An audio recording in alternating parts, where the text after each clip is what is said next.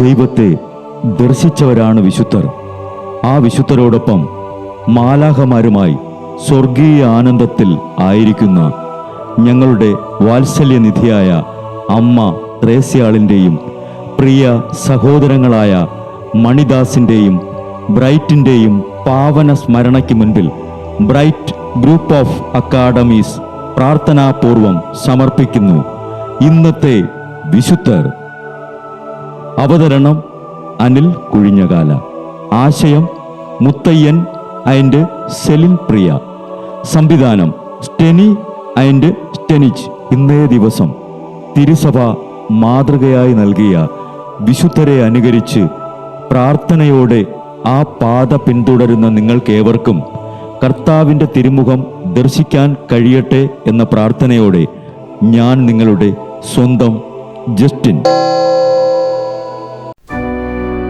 ഇന്ന് ജനുവരി 27, വിശുദ്ധ ആഞ്ചല മെരിച്ചിയുടെ തിരുനാൾ.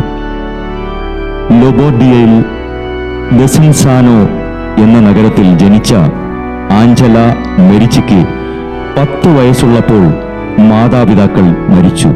എന്നിട്ടും ദൈവഭക്തിയിൽ മെരിച്ചി സാലോ പട്ടണത്തിൽ അമ്മാവനോടുകൂടെ താമസിച്ചു വരുമ്പോൾ സ്വന്തം സഹോദരി കൂദാശകൾ കിട്ടാതെ മരിക്കാൻ ഇടയായത് അത് മെരിച്ചിക്ക് ഹൃദയഭേദകമായിരുന്നു. വിശുദ്ധ ഫ്രാൻസിസിന്റെ 3-ാം സഭയിൽ ചേർന്ന മെരിച്ചി സഹോദരിയുടെ ആത്മശാന്തിക്കായി നിരന്തരം പ്രാർത്ഥനകളും പ്രായശ്ചിത്ത പ്രവൃത്തികളും കാഴ്ചവെച്ചു. ഒരു നാൾ ദർശനത്തിലൂടെ സഹോദരി രക്ഷ പ്രാപിച്ചെന്ന് മനസ്സിലായി. അമ്മാവന്റെ മരണത്തോടെ പിതൃഭവനത്തിലേക്ക് മടങ്ങി. ക്രിസ്തു മതപഠനം പെൺകുട്ടികൾക്ക് പകർന്നുകൊടുക്കാൻ തൻ്റെ ഭവനം ഒരു പള്ളിക്കൂടമാക്കി മാറ്റി. പ്രാഥമിക പാഠങ്ങൾ പഠിപ്പിച്ചു പോന്നു. ആ നാളുകളിൽ അവൾക്ക് ഒരു ദർശനമുണ്ടായി. താൻ ഒരു കന്യകാമഠം സ്ഥാപിക്കുന്നതായിരുന്നു ആ ദർശനത്തിന്റെ സാരം.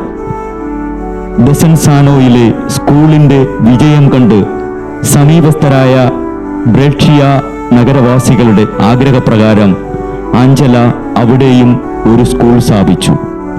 1524 വിശുദ്ധ സ്ഥലത്തേക്കുള്ള തീർത്ഥയാത്രയിൽ ക്രെത്തെ ദ്വീപിൽ വെച്ച് ആഞ്ചലയ്ക്ക് കാഴ്ച നഷ്ടപ്പെട്ടു.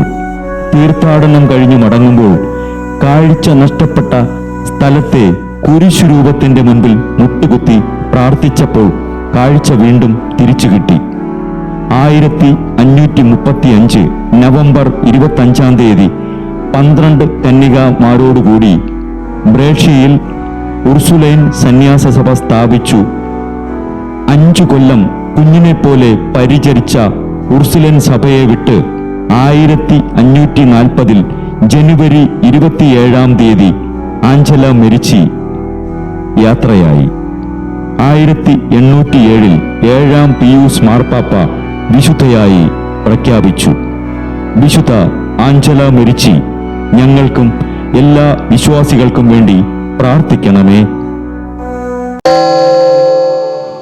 ബ്രൈറ്റ് കുടുംബത്തിൽ നിന്നും കർത്താവ് തൻ്റെ മുന്തിരിത്തോപ്പിലേക്ക് വിളിച്ച് പൗരോഹിത്യം നൽകി അനുഗ്രഹിച്ച റവറൻ ഫാദർ ബിൽ ബ്രൈറ്റും സന്യാസത്തിലേക്ക് വിളിച്ച് അനുഗ്രഹിച്ച് മണവാട്ടിയാക്കിയ സിസ്റ്റർ മരിയ ജോസും വിശുദ്ധരെ അനുകരിച്ച് ഇവിടെ ഈ ഭൂമിയിൽ ആത്മാക്കളെ നേടാനായി ഇരുൾ വീണ താഴ്വരയിലൂടെ നടക്കുമ്പോഴും പൈശാചിക ശക്തികൾ വിടാതെ പിന്തുടർന്ന് പീഡിപ്പിക്കുമ്പോഴും മരണം നിഴലായി കൂടെ നടക്കുമ്പോഴും ദിവ്യകാരുണ്യം എപ്പോഴും ആത്മാവിന് കരുത്തേകും പോലെ തിരുവചനമെന്നും പാതയിൽ വിളക്കായി ജ്വലിച്ച് ആ ജ്വാലയിൽ അനേകായിരം ആത്മാക്കളെ നേടിയെടുക്കാൻ സകല വിശുദ്ധരെ, മാലാഖമാരെ ഇവർക്കു വേണ്ടി എപ്പോഴും കർത്താവിനോട് മാധ്യസ്ഥം വഹിച്ച് പ്രാർത്ഥിക്കണമേ. അനുദിന വിശുദ്ധർ നടന്ന വഴിയെ നടക്കുന്ന ഇവർക്ക് പിന്നാലെ കൽപ്പനകൾ പാലിച്ച് കരുത്തോടെ നടക്കുന്ന ഞങ്ങളും ഞങ്ങളുടെ പ്രിയപ്പെട്ടവർക്ക് അരികിലെത്തി നിത്യസൗഭാഗ്യം പങ്കിടാൻ അനുഗ്രഹമരുളണമെന്ന് കർത്താവേ അങ്ങയോട് ഞങ്ങൾ പ്രാർത്ഥിക്കുന്നു.